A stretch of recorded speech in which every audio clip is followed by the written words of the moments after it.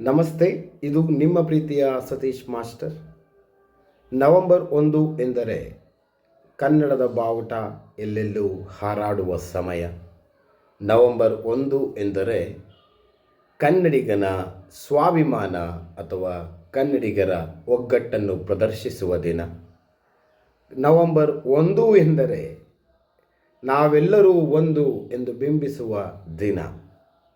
ಇಂತಹ ಒಂದು ಅದ್ಭುತ ಕ್ಷಣದಲ್ಲಿ ತಮ್ಮೊಂದಿಗೆ ಒಂದು ವಿಶೇಷವಾದ ಸಂಚಿಕೆಯನ್ನು ಪ್ರಸ್ತುತಪಡಿಸುವ ನಿಟ್ಟಿನಲ್ಲಿ ನಿಮ್ಮ ಪ್ರೀತಿಯ ಸತೀಶ್ ಮಾಸ್ಟರ್ ಮೈಸೂರಿನಿಂದ. ಪ್ರೀತಿಯ ವೀಕ್ಷಕರೇ ಹಾಗೂ ನನ್ನೆಲ್ಲ ಅಚ್ಚುಮೆಚ್ಚಿನ ಕನ್ನಡಿಗ ಬಂಧುಗಳೇ, ನಮ್ಮ ಆಚರಣೆ ಯಾವ ರೀತಿಯಲ್ಲಿ ಇರಬೇಕು ಎಂಬುದು ನಮ್ಮ ಈ ದಿನದ ವಿಚಾರ. ಬಾವುಟವನ್ನು ಆರಿಸಿದವರೆಲ್ಲ ನಿಜವಾದ ಕನ್ನಡಿಗರಲ್ಲ. ಕೇವಲ ಬಾವುಟವನ್ನಷ್ಟೇ ಆರಿಸಿದ ಮಾತ್ರಕ್ಕೆ ನಾನು ಕನ್ನಡಿಗನಾಗಲು ಸಾಧ್ಯವೇ ಇಲ್ಲ. ಕಾರಣ, ಬಾವುಟ ಆರಿಸುವುದಕ್ಕಿಂತ ಮನಸ್ಸಿನಲ್ಲಿರುವ ಭಾವನೆ ಬಹಳ ಮುಖ್ಯವಾಗುತ್ತದೆ. ಕಾಟಾಚಾರ ಮತ್ತು ಶಿಷ್ಟಾಚಾರ ಎಂಬ ಎರಡು ಪದಗಳೊಂದಿಗೆ ನಿಮ್ಮ ಮುಂದೆ ಸತೀಶ್ ಮಾಸ್ಟರ್ ಹಂಚಿಕೊಳ್ಳಲು ಬಯಸುತ್ತಿರುವುದು ಇಷ್ಟೇ. ಯಾವುದೋ ಒಂದು ಕಾಟಾಚಾರಕ್ಕೆ, ಯಾವುದೋ ಒಂದು ಆಫೀಸಿನಿಂದ ಬಂದಂತಹ ಅಥವಾ ಯಾವುದೋ ಒಂದು ಕಚೇರಿ ವಲಯದಿಂದ ಬಂದಂತಹ ಒಂದು ಸುತ್ತೋಲೆಯ ಅನುಸಾರವಾಗಿ ಆ ಸುತ್ತೋಲೆಗೋಸ್ಕರ ನಾನು ನನ್ನ ರಾಜ್ಯದ ಉತ್ಸವವನ್ನು ಆಚರಿಸಿದರೆ ಅದು ಕಾಟಾಚಾರವೇ ಸರಿ. ಮನದ ಅಂತರಾಳದ ಮಾನಸಿಕ ಮೌಲ್ಯ ಆಧಾರಿತ ಭಾವನೆಯೊಂದಿಗೆ ನಿಮ್ಮ ಮುಂದೆ ನಾವು ಆಚರಣೆಯನ್ನು ಮಾಡಿದರೆ ಅದು ನಾನು ನನ್ನ ರಾಜ್ಯಕ್ಕೆ, ನನ್ನ ರಾಷ್ಟ್ರಕ್ಕೆ ಸಲ್ಲಿಸುವಂತಹ ಭಕ್ತಿ ಎಂದರೆ ತಪ್ಪಾಗಲಾರದು. ಯಾವುದೋ ಒಂದು ಛಾಯಾಚಿತ್ರಕ್ಕೋಸ್ಕರ ಎಲ್ಲರನ್ನೂ ನಿಲ್ಲಿಸಿ ಒಂದು ಸಮೂಹ ಛಾಯಾಚಿತ್ರವನ್ನು ತೆಗೆದುಕೊಂಡು ಅದನ್ನು ನಮ್ಮ ಸಾಮಾಜಿಕ ತಾಣಗಳಲ್ಲಿ ಹಂಚಿಕೊಂಡು, ಅದು ಸ್ಟೇಟಸ್ಗಳಿರ್ಬೋದು ಅಥವಾ ನಮ್ಮ ಫೇಸ್ಬುಕ್ಕು, ಇನ್ಸ್ಟಾಗ್ರಾಮು, ಹೀಗೆ ಯಾವುದೋ ಒಂದು ಸ್ಟೇಟಸ್ಗೆ ನಾನು ಹಾಕುವಂಥ ವಿಚಾರ 24 ಗಂಟೆಗಳಲ್ಲಿ ಮರೆಯಾಗುತ್ತದೆ ಎಂಬ ಅನುಭವ ವಿಚಾರ ನಮಗೆ ತಿಳಿದೇ ಇದೆ. ಹಾಗಾಗಿಯೇ ನಾವು ಸ್ಟೇಟಸ್ಗಳನ್ನು ಪ್ರತಿದಿನ ಬಿಡ್ತಾ ಇರ್ತೇವೆ. ಅಂದರೆ ಈ ದಿನದ ವಿಚಾರ ಬಹಳ ನೇರವಾಗಿ ಹೇಳುವುದಾದರೆ ಧ್ವಜ ಮತ್ತು ಧ್ವನಿ. ಧ್ವಜ ಆರಿಸಿದು ಅಥವಾ ಧ್ವಜವನ್ನು ಹಿಡಿದು ನಿಂತು ಛಾಯಾಚಿತ್ರಕ್ಕೆ ಫೋಸ್ ಕೊಟ್ಟು ನಾನೊಬ್ಬ ಹೆಮ್ಮೆಯ ಕನ್ನಡಿಗ, ಸ್ವಾಭಿಮಾನಿ ಕನ್ನಡಿಗ, ಕನ್ನಡಕ್ಕಾಗಿ ಜನನ, ಕನ್ನಡಕ್ಕಾಗಿ ಮರಣ, ಹೀಗೆ ಹಲವಾರು ವಾಕ್ಯಗಳನ್ನು ಘೋಷಿಸಿಕೊಂಡು ಪೋಸ್ಟ್ರುಗಳನ್ನು ರಚಿಸಿಕೊಂಡು ನಾವು ನಮ್ಮ ಕನ್ನಡದ ಭಕ್ತಿ ಅಥವಾ ಕನ್ನಡದ ಬಗ್ಗೆ ನಮಗಿರುವ ಅಭಿಮಾನವನ್ನು ವ್ಯಕ್ತಪಡಿಸುವುದರೆ ಅದು ತಾತ್ಕಾಲಿಕ ಅಭಿಮಾನ ಎಂದರೆ ತಪ್ಪಾಗಲಾರದು, ಅಥವಾ ಸಮಯವಾದಿಗಳ ಅಭಿಮಾನ ಎಂದರೆ ತಪ್ಪಾಗಲಾರದು. ನಮ್ಮ ಅಭಿಮಾನ ಶಾಶ್ವತ ಕಾಲಕ್ಕೆ ಉಳಿಯಬೇಕು. ಅದು ಆ ಕ್ಷಣಕ್ಕಷ್ಟೇ ಸೀಮಿತವಾಗಬಾರದು.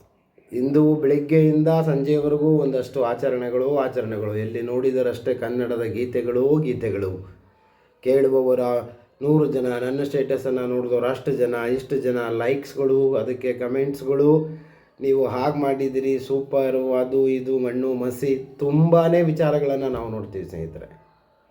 ದಯಮಾಡಿ ಅಭಿಮಾನ ಅನ್ನೋದು ಹೃದಯದಲ್ಲಿರಲಿ. ಅದು ಶಾಲುಗಳಲ್ಲಿಲ್ಲ, ಅಥವಾ ನಮ್ಮ ಸಮೂಹ ಛಾಯಾಚಿತ್ರಗಳಲ್ಲಿ ಇಲ್ಲ, ಅಥವಾ ನಾವು ಮಾಡಿಕೊಂಡು ರಚಿಸುವಂಥ ವಿನ್ಯಾಸಭರಿತ ಪೋಸ್ಟುಗಳಲ್ಲಿ ಅಭಿಮಾನ ಇರೋದಿಲ್ಲ. ಆ ಡಿಸೈನ್ ಅಂತ ನೀವೇನು ಹೇಳ್ತೀರಿ, ಆ ವಿನ್ಯಾಸವನ್ನು ಮಾಡುವುದಕ್ಕಿಂತ ಮನಸ್ಸಿನ ವಿನ್ಯಾಸ ಬಹಳ ಮುಖ್ಯ ಆಗುತ್ತದೆ. ಮಾನಸಿಕವಾಗಿ ನಾನು ಎಷ್ಟು ಜನ ಕನ್ನಡಿಗರನ್ನು ನಾವು ಕಂಡಿದ್ದೇವೆ, ಅದು ಶ್ರೇಷ್ಠ ಕನ್ನಡಿಗರನ್ನು. ಕವಿತೆಗಳು, ನೀ ಮೆಟ್ಟುವ ನೆಲ ಅದು ಕರ್ನಾಟಕ, ಇಂತಹ ಅದ್ಭುತ ಸಾಲುಗಳು. ಆ ಸಾಲುಗಳಿಗೆ ಒಂದಷ್ಟು ಫೋಟೋಸ್ಗಳನ್ನು ಕೂರಿಸ್ಕೊಂಡು ಸ್ಟೇಟಸ್ಗಳಲ್ಲಿ ಹಂಚಿಕೊಂಡು ನಾನು ಕನ್ನಡ ರಾಜ್ಯೋತ್ಸವದ ಶುಭ ಆಶಯವನ್ನು ಕೋರ್ತಾ ಇದ್ದೀನಿ, ನಾನೊಬ್ಬ ಕನ್ನಡಿಗ, ಹಾಗೆ ಹೀಗೆ ಶಾಲೆಗಳನ್ನು ಕಟ್ಕೊಂಡಿರ್ತಾರೆ. ದಯವಿಟ್ಟು ಕ್ಷಮಿಸಿ, ಆ ಶಾಲುಗಳು ಇನ್ನೊಂದು ವಾರ ಅಥವಾ ಒಂದು 3 ದಿನದಲ್ಲಿ ಎಲ್ಲಿ ಬಿದ್ದಿರ್ತವೋ ಅನ್ನೋದು ಅವ್ರಿಗೆ ಗೊತ್ತಿರೋದಿಲ್ಲ. ಆ ಕ್ಷಣಕ್ಕಷ್ಟೇ ಆ ಶಾಲನ್ನು ಧರಿಸಿರ್ತಾರೆ. ನಿಜವಾಗಿಯೂ ಆ ಶಾಲುಗಳಿಗೆ ಅವರು ಮನಸ್ಪೂರ್ವಕವಾಗಿ ವಂದನೆಯನ್ನು ಗೌರವವನ್ನು ಸಲ್ಲಿಸುತ್ತಾರೆಯೇ ಎಂಬುದು ನಮ್ಮ ಪ್ರಶ್ನೆ. ಯಾವುದೋ ಒಂದು ಧ್ವಜವನ್ನು ಎಳೆದು ಬಿಟ್ಟು ಜಯ ಭಾರತ ಜನನೀಯ ತನುಜಾತೆ ಅಂತ ಹೇಳಿ ಆ ಕ್ಷಣಕ್ಕಷ್ಟೇ ಮುಗಿಸಿ ಮುಂದೆ ಹೋಗ್ಬಿಟ್ರೆ ಅದರ ಮೇಲೆ ಆ ಕನ್ನಡ ಪರವಾದ ಧ್ವನಿಯನ್ನೇ ಎತ್ತದಿದ್ದರೆ ಧ್ವಜಾರೋಹಣ ಮಾಡಿ ಯಾವ ಪ್ರಯೋಜನ, ಏನು ಉಪಯೋಗ? ಇದು ನಮ್ಮ ಪ್ರಶ್ನೆ. ಧ್ವಜ ಆರಿಸುವವರಿಗಿಂತ ಧ್ವನಿ ಎತ್ತುವವರಿಗೆ ಬೆಲೆಯನ್ನು ಕೊಡಿ. ಕನ್ನಡ ಧ್ವನಿ ಎಲ್ಲೆಡೆ ಇರಬೇಕು ಎಂಬುದಾದರೆ ಆ ಧ್ವನಿ ಎತ್ತುವ ವ್ಯಕ್ತಿಗೆ ನಮ್ಮ ಸಹಕಾರವಿರಬೇಕು, ಬೆಂಬಲವಿರಬೇಕು. ಆ ವ್ಯಕ್ತಿ ನಿಜ ಸ್ವರೂಪವನ್ನು ಹೊಂದಿದ್ದರೆ ಮಾತ್ರ. ಧ್ವನಿ ಎತ್ತುವ ರೂಪದಲ್ಲಿ ಬೇರೆ ರೀತಿಯ ವಿಚಾರಗಳನ್ನು ಹಂಚಿಕೊಳ್ಳೋದಾದರೆ ಅಥವಾ ಅವರ ವೈಯಕ್ತಿಕ ಲಾಭಗಳನ್ನು ಪಡೆದುಕೊಳ್ಳೋರಿಗೆ ನಾವು ಬಹಳ ಎಚ್ಚರವಾಗಿರಬೇಕಾಗುತ್ತದೆ. ಧ್ವಜ ಆರಿಸುವವರಿಗಿಂತ ಧ್ವನಿ ಎತ್ತುವವರು ಬಹಳ ಮುಖ್ಯ. ಅಂತಹ ಧ್ವನಿಗಳಿಗೆ ದಯಮಾಡಿ ಸಹಕರಿಸಿ, ಬೆಂಬಲಿಸಿ, ಅವರೊಂದಿಗೆ ಹೋರಾಟಕ್ಕೆ ನಿಲ್ಲಿ, ತಪ್ಪಿಲ್ಲ. ಹೋರಾಡುವ ವಿಧಾನ, ಹೋರಾಟದ ರೀತಿ ನೀತಿ ಯಾವುದು ಎಂಬುದು ಬಹಳ ಪ್ರಮುಖವಾಗುತ್ತದೆ. ಎಷ್ಟೋ ಜನ ಸ್ಟೇಟಸ್ಗಳಲ್ಲಿ ಕನ್ನಡ ರಾಜ್ಯೋತ್ಸವದ ಶುಭಾಶಯಗಳನ್ನು ಇಂಗ್ಲೀಷ್ ಭಾಷೆಯಲ್ಲಿ ಹಾಕಿರ್ತಾರೆ. ಅಲ್ಲಿಗೆ ಹಾಕಬೇಕಾದಂಥ ಅಂಶಗಳನ್ನು ಹಿಂದಿನಲ್ಲೋ ಇಂಗ್ಲೀಷ್ನಲ್ಲೋ ಅದು ಭಾಳ ಯಥೇಚ್ಛವಾಗಿ ಇತ್ತೀಚಿನ ದಿನಗಳಲ್ಲಿ ನಾವು ಇಂಗ್ಲೀಷ್ನಲ್ಲೇ ನೋಡ್ತಾ ಇದ್ದೀವಿ. ಅದಕ್ಕೂ ಕೂಡ ನಾವು ಶೇರ್ ಮಾಡಿಕೊಂಡು, ಲೈಕ್ಸ್ ಕೊಟ್ಕೊಂಡು, ಕಮೆಂಟ್ಸ್ ಹಾಕ್ಕೊಂಡು, ಡಿಸೈನ್ ಸಖತ್ತಾಗಿದೆ, ಕಂಟೆಂಟ್ ಏನಿದೆ ಅನ್ನೋದು ಇಂಪಾರ್ಟೆಂಟ್ ಅಲ್ಲ, ಡಿಸೈನ್ ಸಖತ್ತಾಗಿದೆ, ಇಂತಹ ವಿಚಾರಗಳನ್ನು ನಾವು ಕಂಡಿದ್ದೀವಿ. ಇದು ಪ್ರಾಯೋಗಿಕವಾದಂತಹ ಅಂಶವೂ ಕೂಡ ನೀವು ನೋಡಿರ್ತೀರಿ ಕೂಡ. ಹ್ಯಾಪಿ ಕರ್ನಾಟಕ ರಾಜ್ಯೋತ್ಸವ ಅಥವಾ ಕರ್ನಾಟಕದ ಇತಿಹಾಸವನ್ನು ಇಂಗ್ಲೀಷ್ನಲ್ಲಿ ಹಂಚಿರ್ತಾರೆ. ಅದು ಭಾಷೆಯ ಮೇಲಿರುವಂಥ ಅಭಿಮಾನವೇ.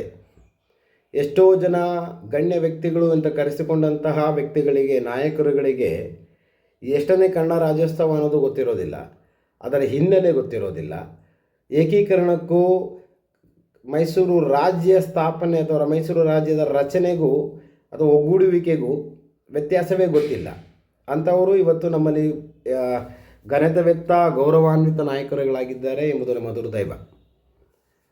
ಬಹಳ ಸ್ಪಷ್ಟವಾಗಿ ಹೇಳುವುದಾದರೆ ಭಾಷೆ, ನೆಲ, ಜಲ ಎಂದು ಬಂದಾಗ ನಮ್ಮ ಮನಸ್ಸು ಯಾವ ರೀತಿ ಮಿಡಿಯಬೇಕೆಂದರೆ ಅದನ್ನು ಹೇಳ್ತಿರುವಂಥ ವಿಚಾರಗಳು ಅಥವಾ ವ್ಯಕ್ತಿಗಳು ಯಾರು, ಅವರ ವಿಚಾರ ಎಂತಹದ್ದು ಎಂದು ವಿಶ್ಲೇಷಣೆಯನ್ನು ಮಾಡುವ ಮೂಲಕ ಅಂತಹ ವ್ಯಕ್ತಿಗಳಿಗೆ ಬೆಂಬಲವಾಗಿ ನಿಲ್ಲಬೇಕು ಎಂಬುದು ನಮ್ಮ ಆಶಯ.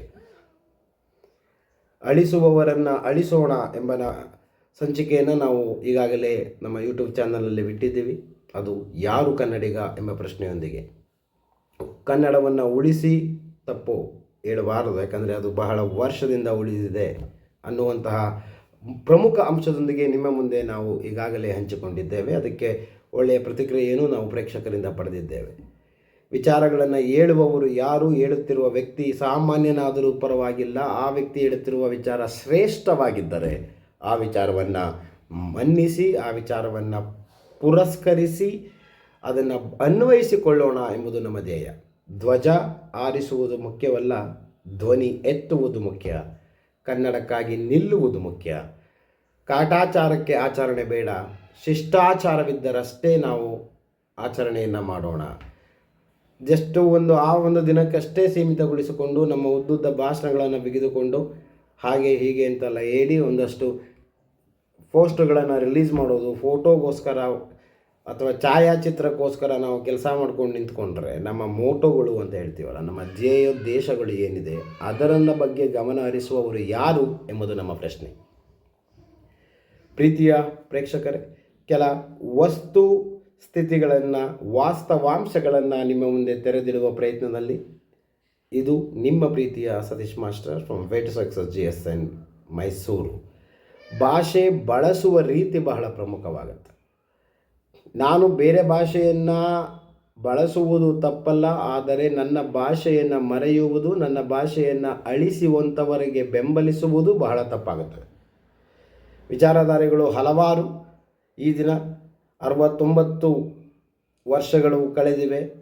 ಮೈಸೂರು ರಾಜ್ಯ ಸ್ಥಾಪನೆಯಾಗಿ 1956ರಲ್ಲಿ ನನ್ನ ನಿಮ್ಮ ಪ್ರೀತಿಯ ಹೆಮ್ಮೆಯ ಮೈಸೂರು ರಾಜ್ಯ ಎಲ್ಲ ಕನ್ನಡಿಗರು ಒಗ್ಗೂಡಿದಂತಹ ದಿನ, ಏಕತೆಯ ದಿನ ಅಥವಾ ಕನ್ನಡಿಗರು ಒಗ್ಗೂಡಿದಂತಹ ದಿನ ಎಂಬುದು ಸ್ಪಷ್ಟವಾಗಿ ನಮಗೆ ತಿಳಿಯಲ್ಪಟ್ಟ ವಿಚಾರ. ನಾವು ಇತಿಹಾಸವನ್ನು ಹೇಳೋದಕ್ಕೆ ಇಷ್ಟಪಡೋದಿಲ್ಲ. ವಾಸ್ತವಾಂಶದಲ್ಲಿ ಪ್ರಸ್ತುತ ಪರಿಸ್ಥಿತಿಯಲ್ಲಿ ಒಬ್ಬ ಕನ್ನಡಿಗನ ಮನಸ್ಥಿತಿ ಹೇಗಿರಬೇಕು ಎಂಬ ಉದ್ದೇಶ ನಮ್ಮದಾಗಿದೆ.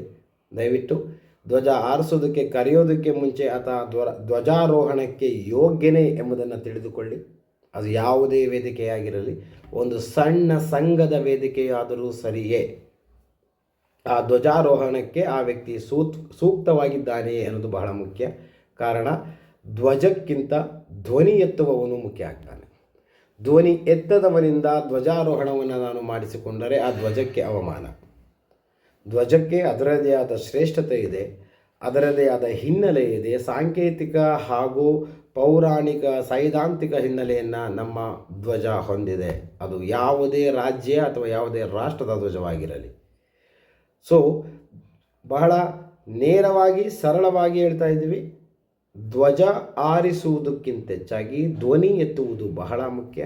ಧ್ವನಿ ಎತ್ತುವ ಮುಖೇನ ಅಥವಾ ಮುಖಾಂತರ ನಾವು ಆ ಧ್ವಜಕ್ಕೆ ಗೌರವವನ್ನು ಸಲ್ಲಿಸೋಣ.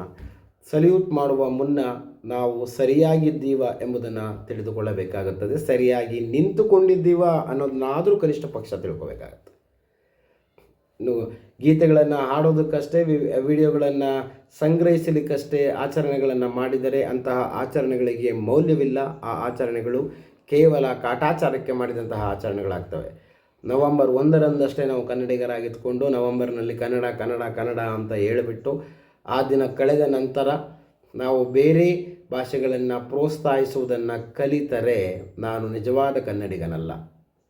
ನಿಜವಾದ ಕನ್ನಡಿಗ ತನ್ನ ರಾಜ್ಯದ, ತನ್ನ ಭಾಷೆಯ, ತನ್ನ ನೆಲ, ಜಲ, ಜನರ ಬಗ್ಗೆ ಶಾಶ್ವತವಾಗಿ ತನ್ನ ಮನಸ್ಸಿನಲ್ಲಿ ಉತ್ತಮ ಭಾವನೆಯನ್ನು ಇಟ್ಟುಕೊಂಡಿರುತ್ತಾರೆ ಎಂಬುದು ನಮ್ಮ ಸ್ಪಷ್ಟ ಸಂದೇಶ. ಧ್ವಜ ಮತ್ತು ಧ್ವನಿ, ಇದರಲ್ಲಿ ಧ್ವನಿ ಎತ್ತುವ ಯೋಗ್ಯತೆ ಇರುವವರಿಗಷ್ಟೇ ಧ್ವಜಾರೋಹಣವನ್ನು ಮಾಡುವ ಯೋಗ್ಯತೆ ಇರಲಿ. ಹಾಗೆ ಧ್ವಜಾರೋಹಣವನ್ನು ಕಾಟಾಚಾರಕ್ಕೆ ಮಾಡೋದು ಬೇಡ. ಅದಕ್ಕೆ ಅದರದೇ ಆದ ಮೌಲ್ಯವಿದೆ. ಧ್ವಜದ ಮುಖಾಂತರವೂ ನಾವು ಪ್ರಸ್ತುತಪಡಿಸಬಹುದು. ಆ ಧ್ವಜಾರೋಹಣವನ್ನು ಮಾಡುವ ಮುನ್ನ ಎಚ್ಚರವಾಗಿರೋಣ, ಧ್ವಜಕ್ಕೆ ಗೌರವ ಸಲ್ಲಿಸೋಣ, ರಾಜ್ಯದ ಪರವಾಗಿ, ಭಾಷೆಯ ಪರವಾಗಿ ಧ್ವನಿಯಾಗಿ ನಿಲ್ಲೋಣ ಎಂಬ ಮಾತಿನೊಂದಿಗೆ ಇದು ನಿಮ್ಮ ಪ್ರೀತಿಯ Satish master, way to success GSN ಚಾನಲ್ನಿಂದ. ದಯಮಾಡಿ ಚಾನಲನ್ನು ಸಬ್ಸ್ಕ್ರೈಬ್ ಮಾಡಿ ಮತ್ತೊಂದಷ್ಟು ಎಪಿಸೋಡ್ಗಳಿಗೆ ಸಾಕ್ಷಿಯಾಗಿ ಎಂಬ ಮಾತಿನೊಂದಿಗೆ ಎಲ್ಲ ನನ್ನ ನೆಚ್ಚಿನ ಕರ್ನಾಟಕದ ಕನ್ನಡಿಗರಿಗೆ ಹೃದಯಾಂತರದಿಂದ ಹೃದಯ ಸ್ಪರ್ಶಿ ಕನ್ನಡ ರಾಜ್ಯದ ಉತ್ಸವದ ಶುಭ ಆಶಯಗಳನ್ನು ಕೋರುತ್ತಾ, ಕನ್ನಡವನ್ನು ಬೆಳೆಸಿಕೊಂಡು ಹೋಗೋಣ, ಹಾಗೆ ಬಳಸಿಕೊಂಡು ಹೋಗೋಣ. ಬಳಸುವಂಥ ಶೇಕಡವಾರು ಹೆಚ್ಚಾಗಲಿ.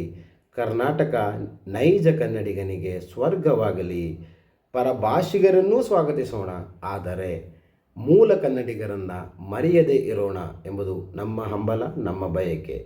ಹೃದಯ ಸ್ಪರ್ಶ ಧನ್ಯವಾದಗಳೊಂದಿಗೆ ಇದು ನಿಮ್ಮ ಪ್ರೀತಿಯ Satish master. Thank you so much.